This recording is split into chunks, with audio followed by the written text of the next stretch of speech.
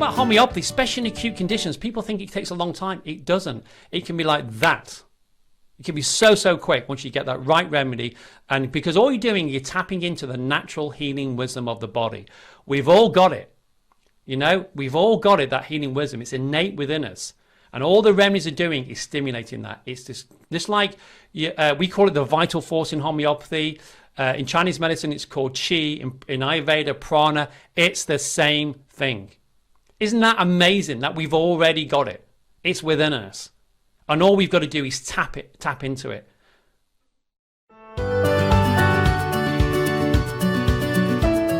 Let's get into today's subject, which is chilblains. I'm going to teach you the top 5 homeopathic remedies. There's many remedies, but these are the top 5 that I think you should know about. Okay, so let's go. So what are chilblains? Well, chilblains are small, itchy patches that can appear anywhere on your skin after you've been exposed to the cold. So you've been outside, you've got cold. Often this is when it can develop, and they usually clear up by themselves. Okay, usually clear up by themselves. And it will appear like you've been out in the cold. After a few hours, you've got warm, and often it will appear after that. And if you have chilblains, your skin can feel very itchy, and it can feel like it's burning as well. So it can itch, it can burn, and you mostly get them on your fingers or on your toes, but also you can get it on the face as well, which people don't realize, like your ears or your nose. You can get it, especially if you've been outside in the cold, and if it's been very cold. So your fingers and your toes can become red. They can go purpley or bluey or swollen. And the redness as well, you can get a lot of redness on the particular area where it's being affected, which can be hard to see on brown or black skin. But you'll see the swelling there, and they'll be painful and itchy. And chilblains, like I said, they normally go on their own, but sometimes they can last 2 or 3 weeks. Okay, but they should then clear up by themselves. But what causes chilblains? Often when our body is exposed to the cold, the blood vessels narrow, so they constrict. And these narrow blood vessels expand once again when we get into a warm temperature.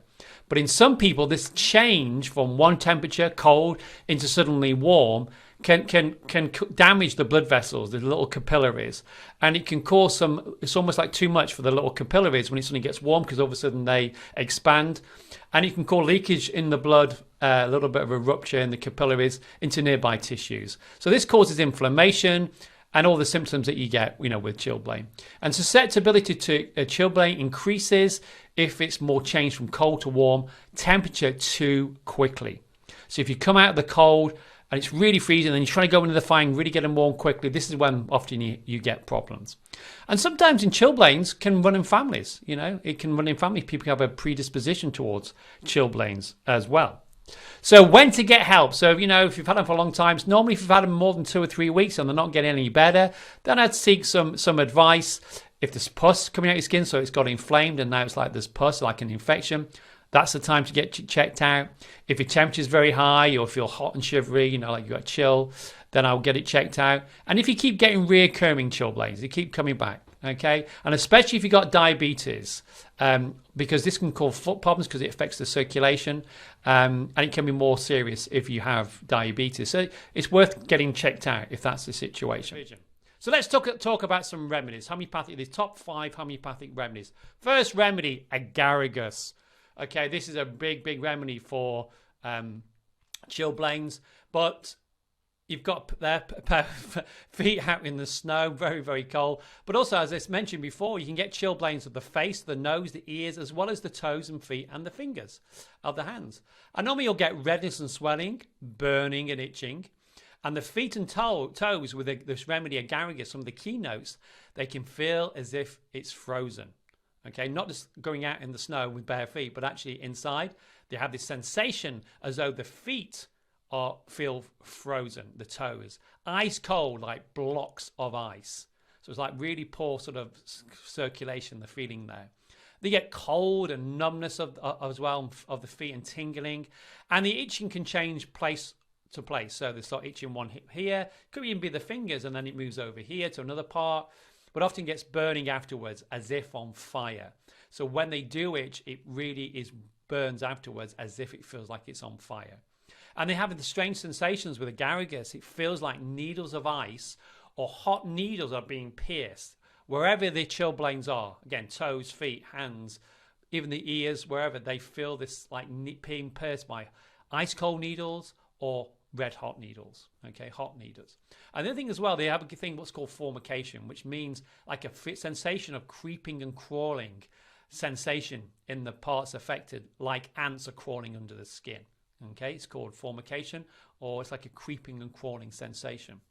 And it's worse for touch. Okay, so the chilblains are worse for touch, and they'll have an aversion to being touched. It's like, oh no, keep away, keep away. They really don't want to be touched. Also, they are worse for the cold, freezing air, and also worse for heat. You know, they can also be worse for heat as well, and they can be better for slow walking. So they're better for movement, agaricus. It's almost like it gets the blood going, but it's good for slow moving, okay? And better when they're warm in bed. But this is a very, very, very chilly remedy, agaricus. And it's often as well, it can be with chilblains on a left-sided.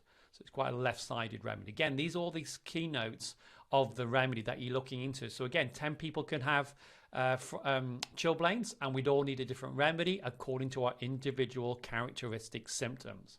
And this is a remedy for frostbite. This is a frostbite remedy. Obviously, that's something more severe, but agaricus in the books, you'll see it, a lot of clinical cases on frostbite. So that's agaricus. Good remedy. Next remedy is petroleum. So this is for chilblains, and if you looked at the athlete's foot video we did, we talked about petroleum. Itching chilblains with chapped hands and feet and dryness. Okay, so the hands and the feet can get chapped, but there's dryness with this remedy, petroleum. And the skin can look purpley, and it stings, that's stinging pains. It can be hot, red as well, and the feet will burn.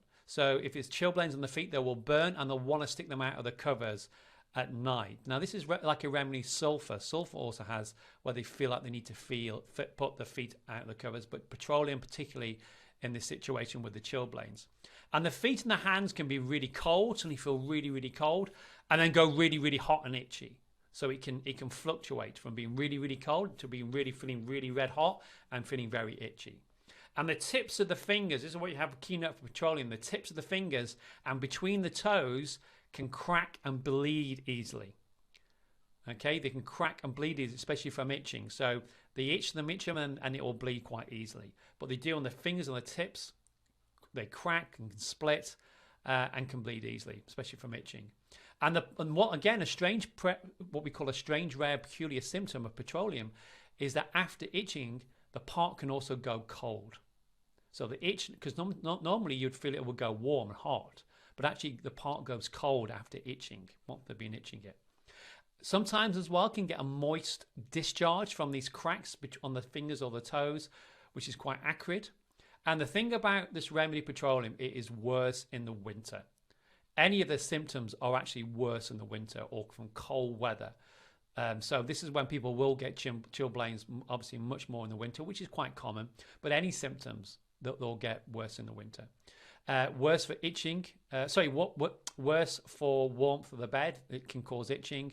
And worse for dampness. Okay, so it's any damp weather. They're better for dry, warm air. So as soon as the weather changes, it becomes dry, it becomes warm, it's not damp, gets a lot better. But again, the keynotes with petroleum is these chapped hands and feet, dryness, the splits that can happen. But like I said, the feet and hands can be really, really cold and then go really, really hot. But again, the very, very characteristic symptom is that after the itching, the part can feel cold. Okay. Next remedy, our friend pulsatilla. So look at this little girl here. She's out in the snow enjoying herself. Now she's going into a pulsatilla state. So the hands and the feet, fingers, feet and toes can be hot, red and inflamed. These are common symptoms for chilblains. Being out in the cold, there's lots of itching, swelling and pain in the hands and the fingers. Okay, so they'll really be upset, crying. Coldness of the hands and feet, and they can seem dead. And that's from numbness. You can feel like they're just cut off, just like they just can't feel them. And the keynote with pulsatilla, they have an inclination to stretch. So they want to stretch. They can also be their hands as well, and the fingers want to stretch, but also their feet and their toes. They have an inclination, they want to stretch them, move them and stretch them. The symptoms, especially itching the skin, get worse on becoming heated. Remember, if you watched my videos before and we talk about pulsatilla, they are worse for being heated. Heat of a warm room, heated themselves. You do not want to be heated. And the skin can look blue or red in color around the chilblains. As we said, worse becoming heated. This is chilblains often when people have got their feet wet. Okay, so they get the feet become wet. Now this could be out in the snow, like this little child here, or in water where they've got the feet wet. This is a big cause to get into a pulsatilla state.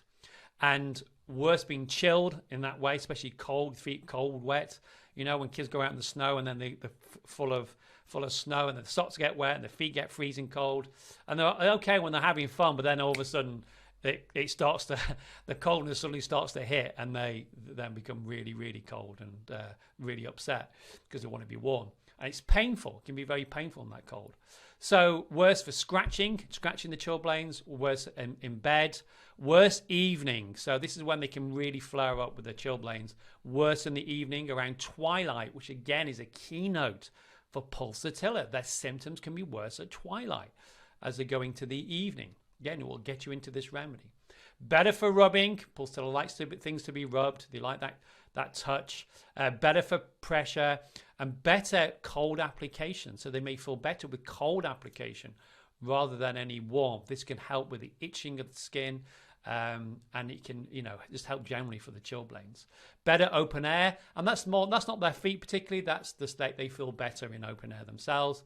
Again, better for walking slowly, moving. But remember, often with pulsatilla, some of the keynotes is they're very chilly, they're thirstless, and they can often be quite weepy and upset. Okay, quite forlorn. Okay, it can be quite forlorn. It's like, I'm feeling colder. It's just like you want to look after them. That's the feeling they give you. So if they're thirsty normally, they become thirstless. That's a keynote. One of the things you can add on to is the keynote for the remedy. Okay, so great remedy. Next remedy, rust tox. So here the skin, it can be dark red with inflammation, and it can look very smooth, shiny, swollen. Okay, the shyness is because of the swelling, and they can feel hot. And again, rust tox has a crawling sensation in the fingertips and tingling in the toes. So you can get this crawling sensation in the fingertips and tingling in the toes. But the thing about rust tox is that it has intense itching.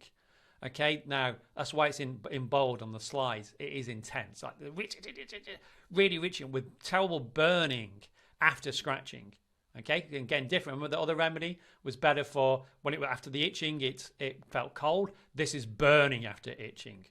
And with rust tox, symptoms can be on the left side and go to the left to right, and the skin of these chilblains on the feet, toes, wherever it is aggravated by cold, fresh air. It makes, they complain, it makes the skin painful if it's exposed to this cold, fresh air. Again, worse from getting wet, a bit like pulsatilla, worse when heated, worse for cold, worse for being chilled, and I said worse for cold, fresh air, the skin particularly. They complain, it's so painful, it makes the skin so painful.